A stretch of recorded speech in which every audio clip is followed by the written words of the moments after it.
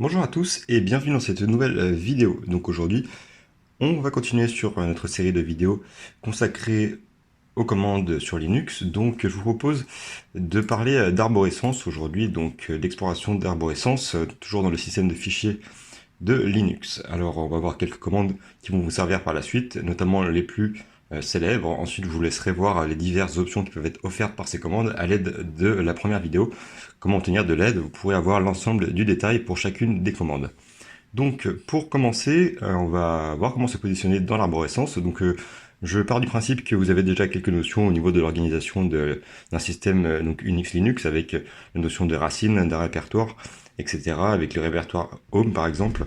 Et donc on va commencer par la commande très simple qui s'appelle pwd qui va en fait vous permettre de savoir où est-ce que vous êtes dans votre dans le répertoire de travail. Donc pwd vous permet donc pwd pour print working directory, et ici vous avez ici l'emplacement donc du /home/tifr dans lequel je travaille actuellement.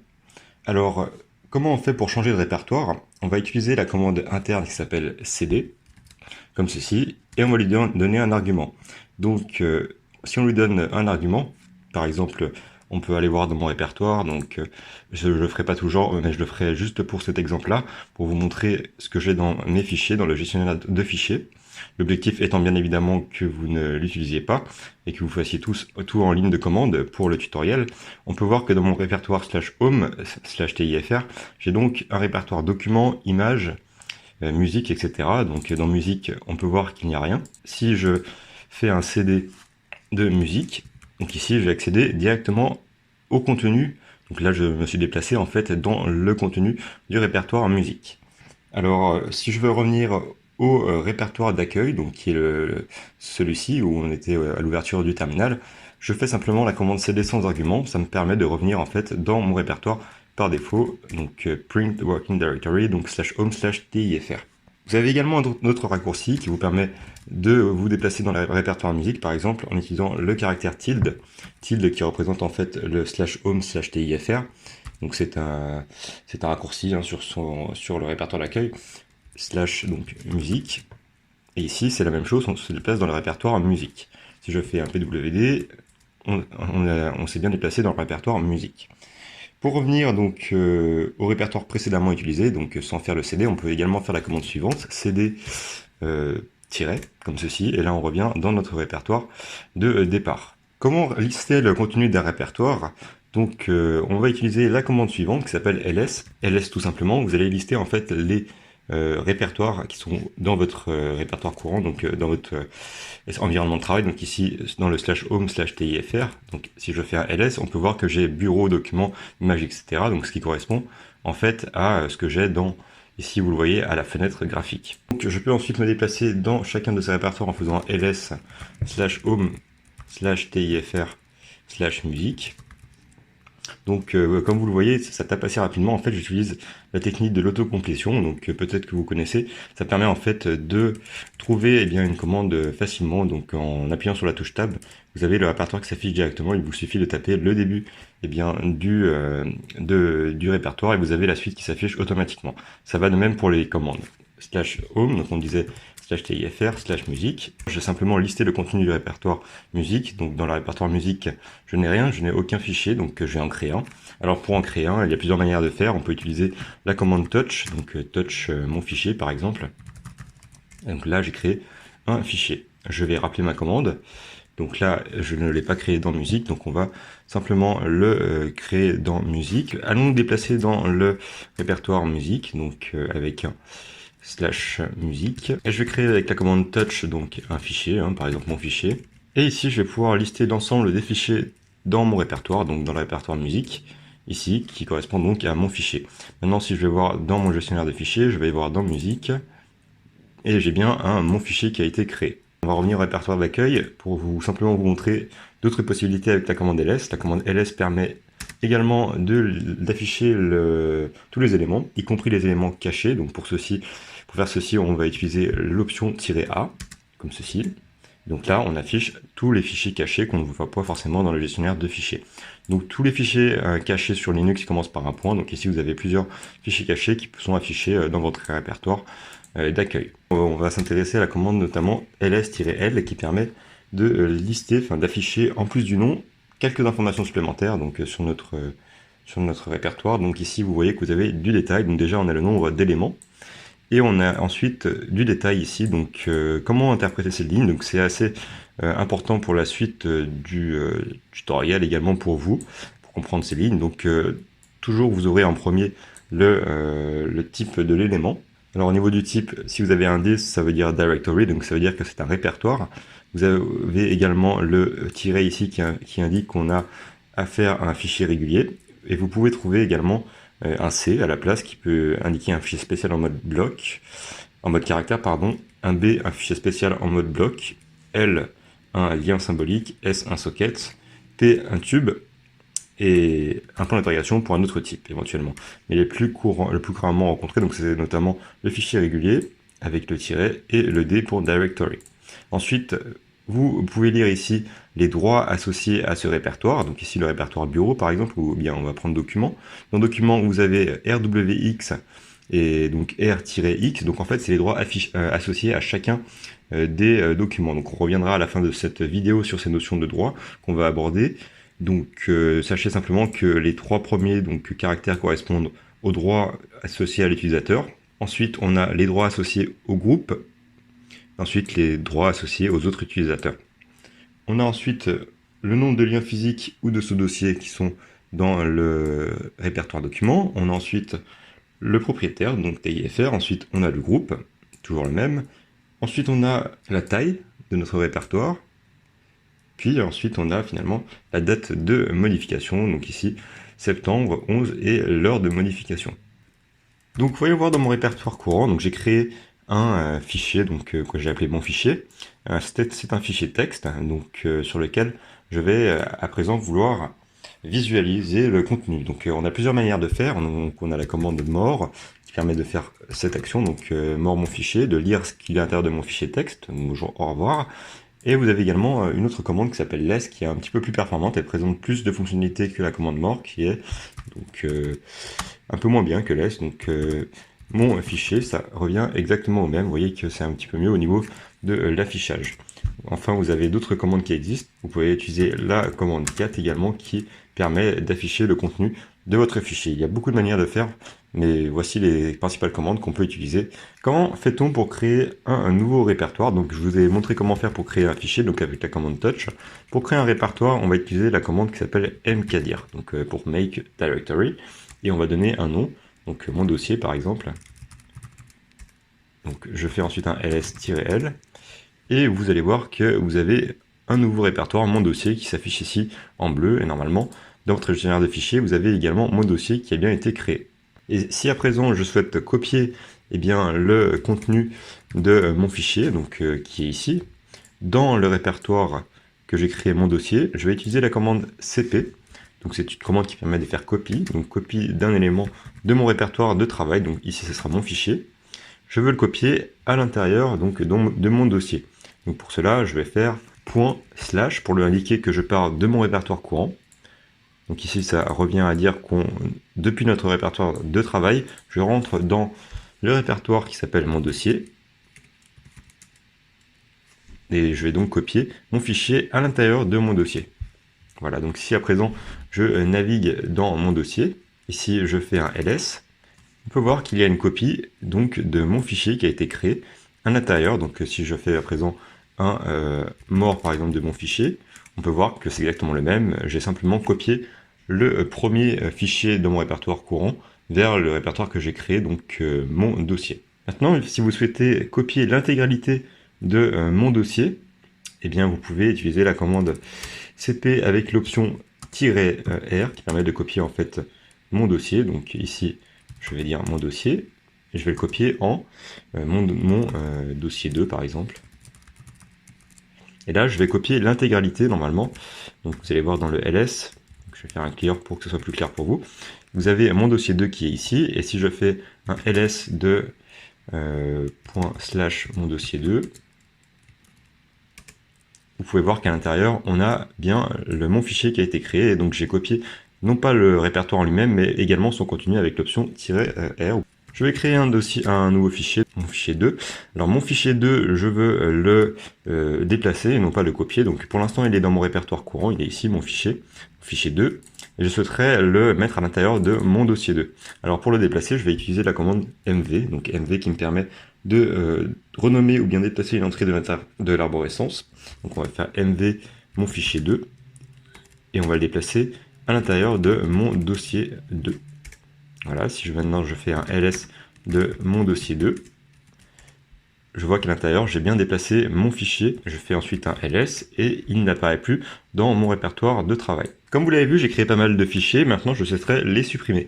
Alors, si je veux supprimer des fichiers, j'utilise la commande rm à manipuler avec précaution car elle est source d'erreur. Si on ne fait pas attention, on peut très bien arriver à supprimer simplement tout notre système sans faire attention. Donc, le rm, on fait très attention. On spécifie donc rm au niveau de notre répertoire de travail. Donc ici, je suis bien dans mon répertoire /home en vérifiant avec pwd et je veux supprimer eh bien, par exemple mon fichier ici et mon fichier avec un et à la fin. En faisant simplement un rm, je spécifie mon fichier, là ici, et je peux, donc là je supprimerai en fait un seul fichier. Si je veux en supprimer deux, il suffit de les mettre à la suite. Donc ici je vais indiquer mon deuxième fichier avec un et. Voilà, maintenant si je fais un ls, vous voyez qu'ils n'y apparaissent plus, ils ont été supprimés. Comme vous le voyez, c'est assez dangereux parce qu'on n'a aucune confirmation, et si on utilise des caractères à joker, qu'on verra sans doute par la suite, eh bien il peut vous arriver de faire simplement ça, rm étoile. Si vous faites ça, en fait l'étoile permet de sélectionner l'intégralité des dossiers, ça va en fait tout simplement supprimer tous vos documents de votre répertoire de travail. Donc il faut faire très attention avec cette commande. Il existe des options pour supprimer de manière un peu plus sécurisée, par exemple l'option -i qui permet de demander une confirmation avant la suppression. Donc là vous avez une demande de confirmation avec l'option -i, donc vous pouvez la mettre notamment pour avoir un peu plus de sécurité. Donc on va faire un oui, donc là simplement je fais yes, en anglais je fais ls et j'en ai plus. Pour supprimer un répertoire, on va utiliser la commande rmdir pour remove directory tout simplement. Et là, on va sélectionner par exemple les dossiers que j'ai créés, mon dossier simplement. Donc si je fais ça, j'ai un avertissement qui nous dit que notre dossier n'est pas vide. Alors pour donc vider l'intégralité d'un répertoire, on va utiliser le rm-rf, donc le rmdir c'est simplement pour supprimer un répertoire qui est vide, mais comme mon dossier n'était pas vide, j'avais copié les éléments à l'intérieur, je ne peux pas le faire, donc ici on va utiliser rm-rf, R notamment pour la suppression au niveau récursif, et ici on va indiquer donc mon dossier. Donc si je fais un ls maintenant, vous allez voir que je n'ai plus le répertoire de mon dossier, ni le contenu de ce répertoire. Je vais à présent supprimer mon deuxième dossier. Donc ici, j'ai fait un ls, donc je vais faire un rm-rf de mon dossier 2. Et ici, je n'ai plus de répertoire également. Voilà pour nos premières manipulations. Donc à présent, je vais vous exposer à quelque chose d'autre. Donc on va parler des droits d'accès. Donc avant tout, je vais essayer de voir au niveau de l'affichage. Donc voilà, si on peut être un peu plus clair au niveau de l'affichage, voilà. Donc ici, on va parler des droits d'accès. Donc les droits d'accès sur un élément de l'arborescence, ils servent à déterminer la nature des accès autorisés sur cet élément. Donc on les a vus un petit peu avec la commande ls-l, donc tout à l'heure, donc avec notamment les droits d'utilisateur, du groupe et des autres utilisateurs. Alors vous avez donc plusieurs lettres. Vous avez la lettre R qui représente en fait la lecture, read, l'écriture W et l'exécution X, et des groupes de propriétaires. Donc ici, vous avez le premier groupe qui correspond au U pour utilisateur, le deuxième groupe qui correspond à G pour group, et le dernier autre qui est représenté par la lettre O pour others. À savoir que l'utilisateur root a tous les droits sur tous les fichiers, mais là on va pas en parler dans cette vidéo. Donc au niveau des droits pour un fichier, on a dit qu'on avait le R qui est utilisé pour ouvrir un fichier, également pour lire son contenu. Vous avez ensuite le W qui permet en fait d'écrire, de modifier le contenu, d'un fichier. Vous avez également le X qui permet en fait d'exécuter un fichier en tapant son nom dans l'invité de commande ici. Et pour un répertoire, c'est un peu différent. Pour le R, pour la lecture, vous pouvez simplement utiliser la commande ls pour lister le contenu du répertoire. La commande W d'écriture permet de créer, renommer, déplacer ou supprimer donc c'est entré dans le répertoire, et le X lui permet simplement de vous positionner dans le répertoire et notamment de le traverser, c'est-à-dire accéder au sous-répertoire. Donc ça, c'est assez subtil, si vous n'avez pas le X, vous ne pourrez pas traverser un répertoire. Fic, par défaut, eh bien, j'ai pas le droit d'exécution, j'ai pas d'autre droit que la lecture et l'écriture. Maintenant, si je veux m'attribuer le droit d'exécution sur ce fichier, eh bien, je vais utiliser la commande suivante, chmod. Cette commande, elle permet de modifier les droits d'accès sur un fichier. Donc, si vous l'avez créé, vous pourrez le faire. Si vous ne l'avez pas créé, il faudra notamment être root pour le faire. Donc là, comme je l'ai créé, ça devrait être possible. Ensuite, j'indique, eh bien, soit U pour utilisateur, si je veux modifier les droits de l'utilisateur, soit G pour modifier la partie groupe, soit O pour modifier la partie autre, ou bien si on veut tout modifier, c'est-à-dire modifier les trois champs à la fois ici, donc les trois ici, les trois ici et les trois ici, j'utilise la commande A pour dire all simplement. Donc ensuite, quand j'ai mis ça, donc si je veux modifier simplement le droit d'exécution pour moi-même, donc pour l'utilisateur, j'utilise la commande U. Je spécifie ensuite si je veux rajouter ce droit avec une commande plus, si je vais enlever ce droit avec la commande moins, ou si je veux rendre ces champs égaux à l'expression que je vais mettre. Donc si je veux rajouter le droit X simplement, et je fais plus X. Si je veux être plus précis, je vais faire égal RWX. Ça revient strictement au même. Simplement, je vais préciser en fait tous les trois, trois accès, donc lecture, écriture, exécution. Donc ici, je veux juste rajouter un X, donc je fais plus X, et je spécifie le nom de mon fichier, donc ici fic. Voilà, donc je lance la commande. Maintenant, si je refais un ls-l, vous voyez que le X a été rajouté, donc j'ai le droit d'exécuter mon fichier. Maintenant, si je veux enlever, par exemple, au groupe des autres, le droit de lecture, ou également pour le groupe, donc pour le groupe et pour les autres, je vais enlever RW, je vais enlever aucun droit, je vais laisser que les droits RWX pour moi. Je fais la même chose, chmod, et je fais, donc on a dit groupe, donc G, ensuite autre, donc GO, et je fais moins, et là je fais RW, et normalement, donc j'ai oublié de spécifier le fic évidemment, normalement ici vous n'avez plus de droits donc sur le groupe et sur autre. Vous n'avez plus que les droits donc, qui sont associés à l'utilisateur. Voilà comment on manipule la commande chmod, c'est exactement pareil pour un répertoire. Simplement, il existe une autre manière de faire, vous pouvez également utiliser la forme littérale. Vous avez des valeurs donc, écrites en binaire et qui sont traduites ensuite en octal par le shell.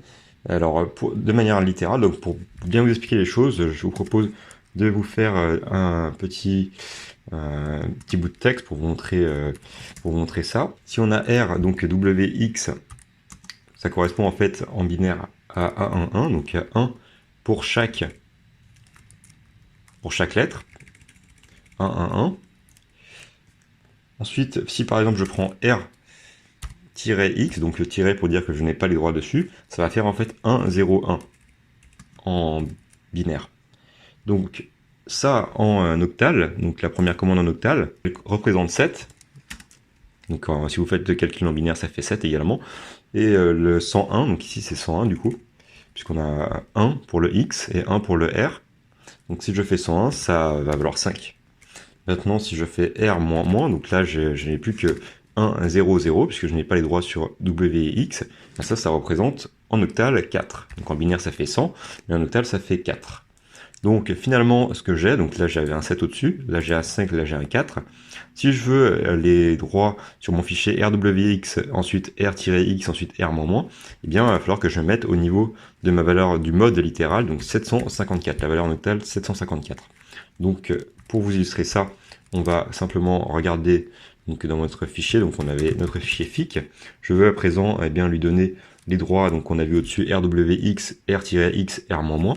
Je fais chmod, je mets ensuite la valeur du mode que j'ai calculé, 754, et je spécifie fic. Maintenant si je fais un ls-l, comme vous le voyez dans fic, ici, eh bien c'est exactement ce que j'avais, donc RWX, R-X et R-. Donc c'est très simple en fait, il vous suffit simplement de repérer les 1 et les 0, si vous mettez un 1 si par exemple vous avez une lettre, et un 0 si vous n'avez pas les droits. Vous calculez, donc ça sera la valeur en binaire, vous calculez la valeur en octal. Cette valeur en octal, ça vous donne le mode. Le mode est attendu par la commande chmod, ici, accompagné du mode 754 par exemple, 777 par exemple, ou 666, 666 pour un fichier, ici, et vous spécifiez ensuite le nom de votre fichier. Et donc ici, 666, qu'est-ce que ça fait? Ça donne en fait ce qu'on avait au départ, donc RW, RW, RW. Voilà pour cette vidéo, je ne parlerai pas de notion de UMask que vous pouvez facilement trouver, donc en vous renseignant un peu à droite à gauche. Je vous ai montré les commandes de base, encore une fois, si vous voulez des détails, n'hésitez pas à revenir à l'aide donc, de ces commandes qu'on a vues en première partie de vidéo. Et quant à nous, on se dit à très bientôt pour la prochaine vidéo dans laquelle nous allons parler des différents processus. Merci d'avoir regardé et à très bientôt.